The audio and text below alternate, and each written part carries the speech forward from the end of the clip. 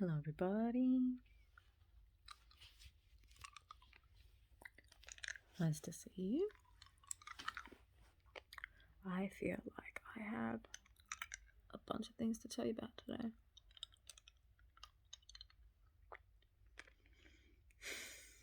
It's been a big day. It's been a big day in my little pocket of the world.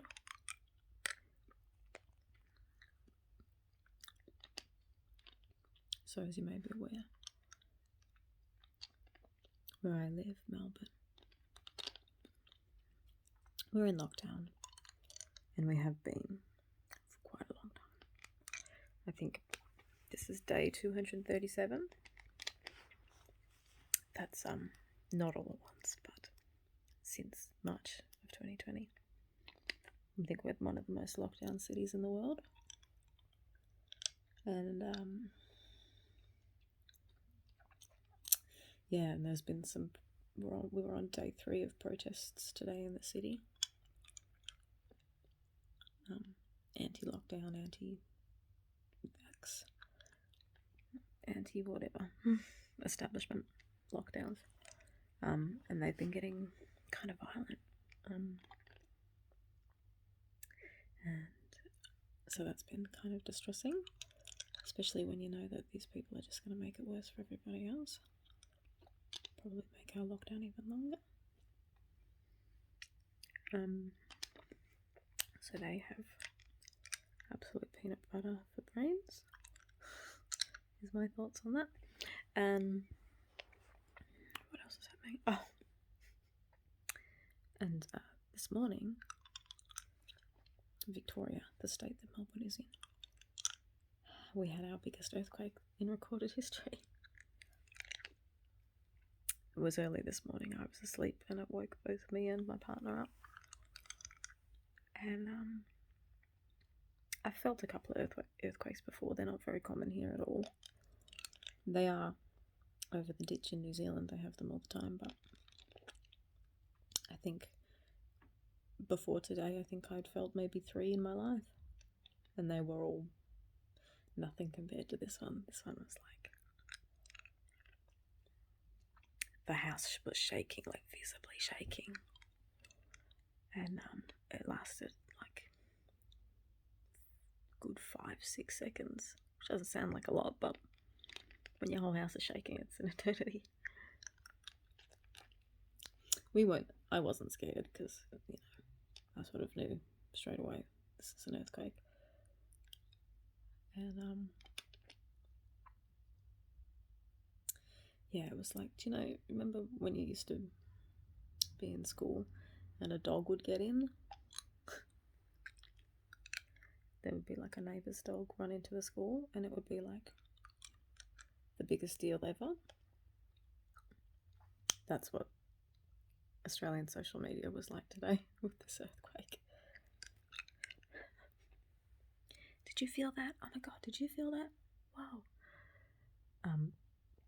Yeah, it was so, the magnitude was so big that it could be felt like in different states in the country, not just here. Nobody was hurt. I should have probably said that earlier. I know I'm like smiling and laughing about it. People probably like, oh my god, are people okay? Nobody was hurt. The biggest thing that happened was that there was a burger joint in the city that its wall gave way. That was really the only thing that happened that we know of, I guess. So we were all very lucky in a way.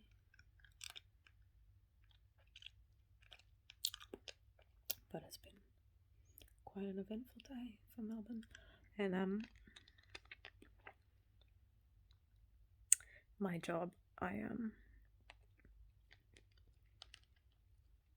in charge of closed captions for the news, the Australian news. Well, a couple of them anyway. Closed captioning or subtitling for deaf and hard of hearing people, or people like me who just like to have the captions on. That's my job. So for people that might be thinking, just turn the news off. Unfortunately, I can't, because that's what I do all day, every day, just watch the news. I like my job for the most part, but having no option to just switch off from what's going on is probably one of the worst things about it. Sometimes I really do just want to take a break and not know anything about what's going on in the world. But because of my job, I have to know.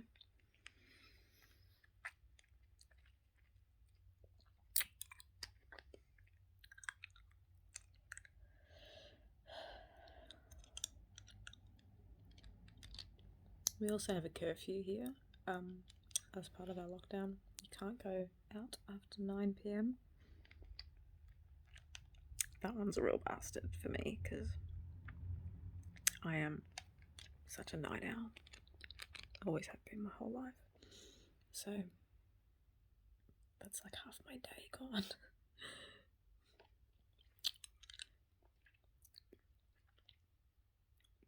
I used to do my best work after 9 PM. We live near a 24-hour supermarket, so I really do like to go shopping at all hours of the night. And so does my partner. We're both like that, so we've definitely been hating this curfew. We can't even go for like a walk. We love going for night walks and can't even do that. So yeah, it's pretty boring over here.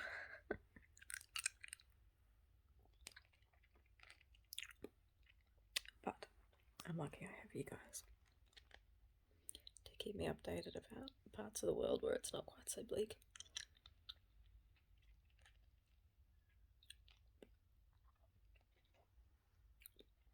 And obviously I know it is much worse in other parts of the world than it is here, so take my complaints with a grain of salt.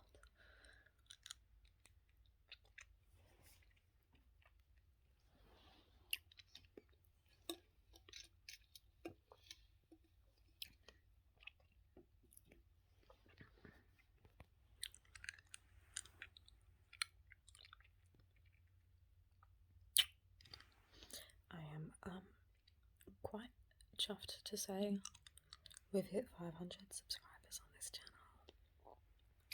Woohoo! Considering this channel is nearly 10 years old. Yeah, this channel will be 10 years old next year in March, which is doesn't even bear thinking about, really. But hey, we're all still here, still making ASMR magic. But thank you guys for hanging out with me and commenting and liking and all that stuff. I don't go on about any of that, you know. I never ask you to subscribe or anything like that. I don't believe in telling you to do anything, you know. You can make up your own minds about that stuff.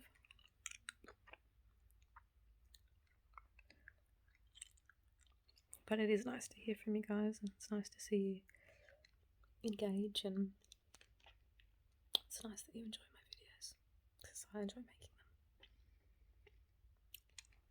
And that's all I have to say about that.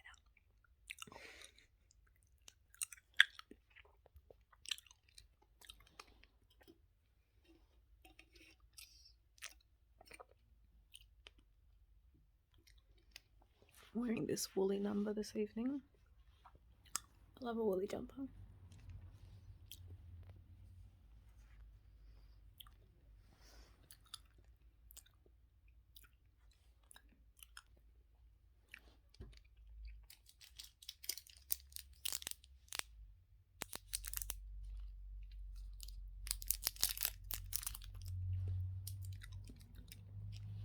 I was thinking I might do a special 10-year anniversary video next year, but I don't know what I would do. Maybe go live or something. Is that something you people care about? My boyfriend's streaming next door. I apologise if you can hear him. This is what we live with, you know.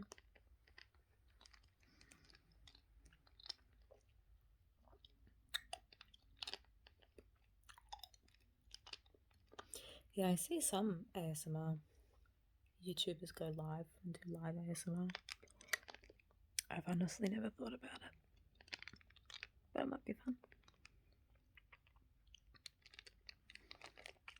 Or, gosh, I don't know. I could do a Q&A if anybody cares enough to ask me any questions.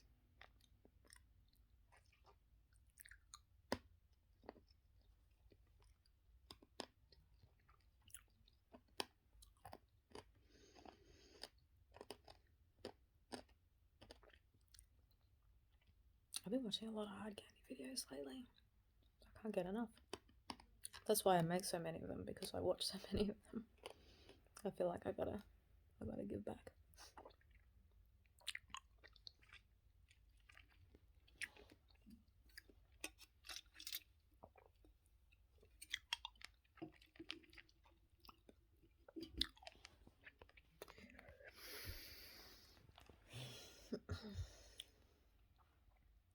So yeah, we had the earthquake today.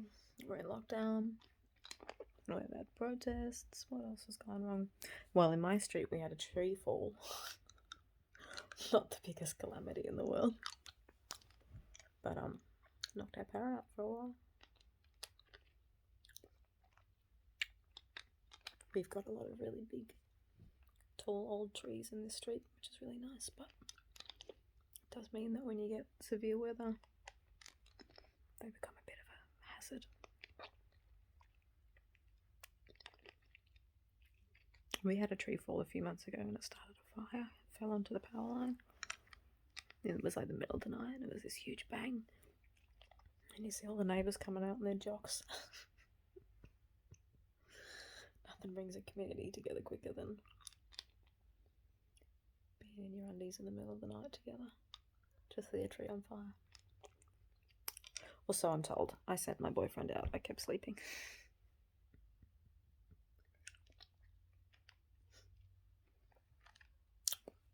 I'm honestly surprised I didn't sleep through the earthquake. That should give you an indication of the magnitude of that earthquake if it could wake me up that early in the morning.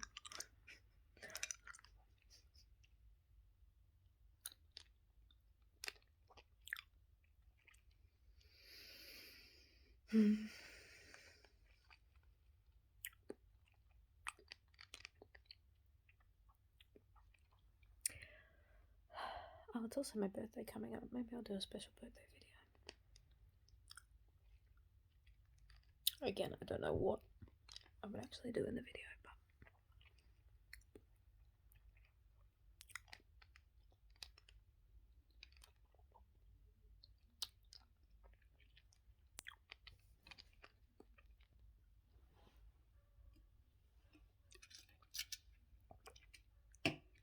God, the dogs are barking tonight. They say dogs can predict earthquakes, right? Maybe they're predicting an aftershock.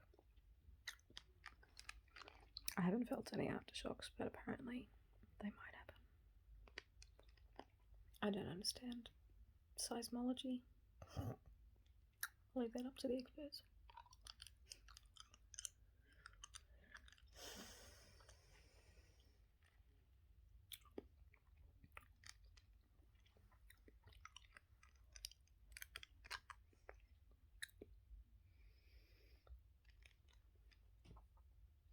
We are currently watching The Walking Dead, and I always talk about what TV shows I'm watching, but cut me some slack, there's nothing else to do right now. When we're finally out of lockdown, I'll be able to tell you some stories about real life. But for now, it's TV shows. We're rewatching The Walking Dead. I used to watch it as it was airing back when I was in high school and university. And I rage quit. I stopped watching after season 6, after the Negan cliffhanger. I just can't remember exactly why. I just remember being very frustrated. I think I felt a bit cheated out of a resolution. I can't really remember. But we just caught back up, and now we're on season 7, so I got to see the resolution.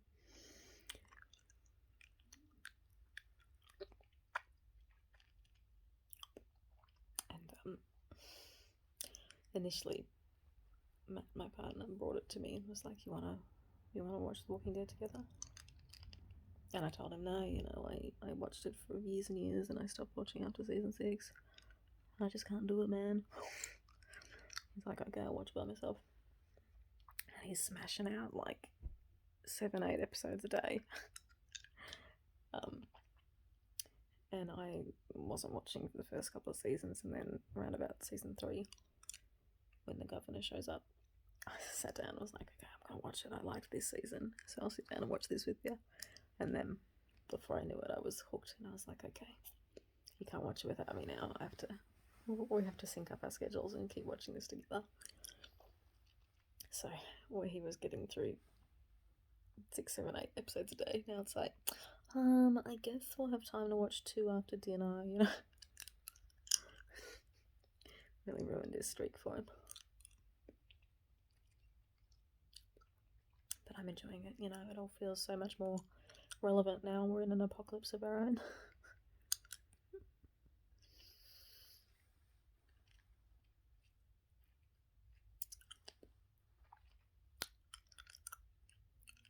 I always think about how, if I was in The Walking Dead, how I would survive. I'm sure everybody does that. I think I would find, like, a treehouse or a tower somewhere really high up. Or find a little island in the middle of a lake or something, because they can't swim.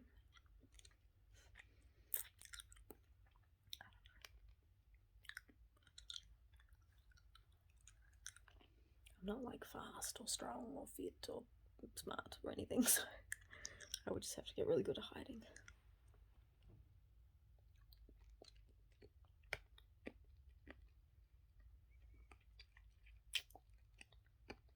How would you survive the apocalypse, guys? Let me know in the comments.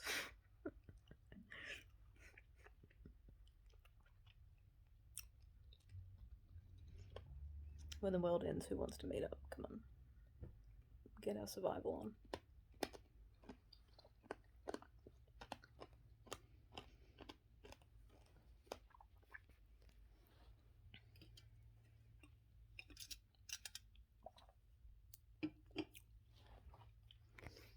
Alright, friends.